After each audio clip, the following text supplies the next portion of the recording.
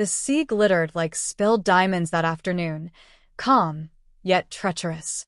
Much like the people smiling around me.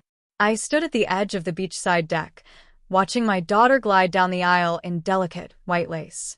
The wind teased her veil, and the ocean seemed to applaud her. Cameras flashed. I smiled for them, lifted my champagne, and waited. Then he, the groom, leaned closer. 50,000, he whispered, his lips barely moving. For this luxury wedding, or you disappear from her life forever. I blinked, feigning confusion. My daughter reached him then, her manicured hand resting proudly on his arm. Or, she added sweetly, you can enjoy solitude in a nursing home, Dad. I hear they have bingo nights. I smiled again and took another sip. The bubbles burned my throat. Then I whispered back, you forgot one thing.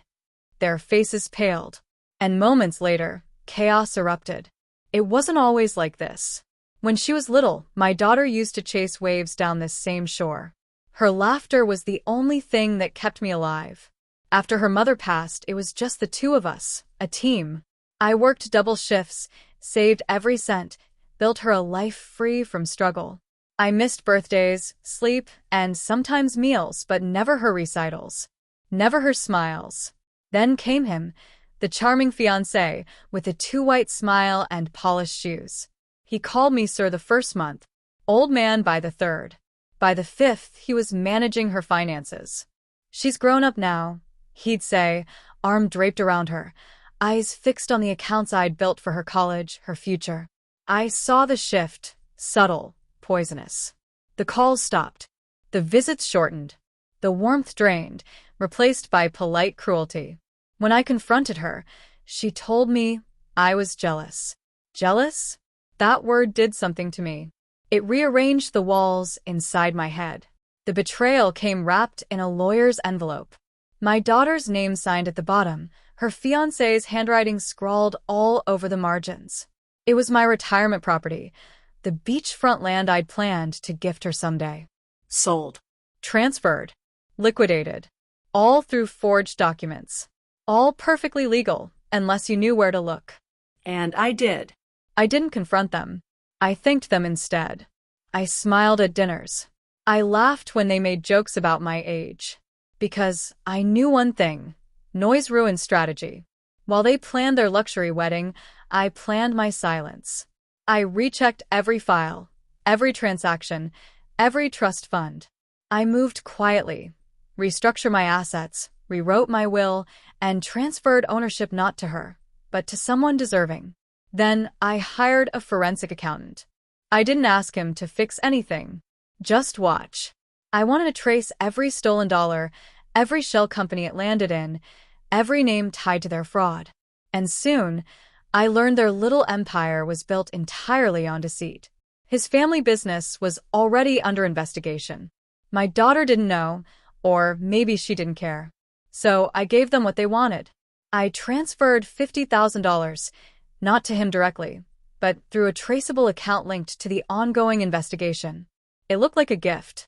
It wasn't. It was evidence. And now, here we were, the perfect beach, the perfect couple, the perfect lie.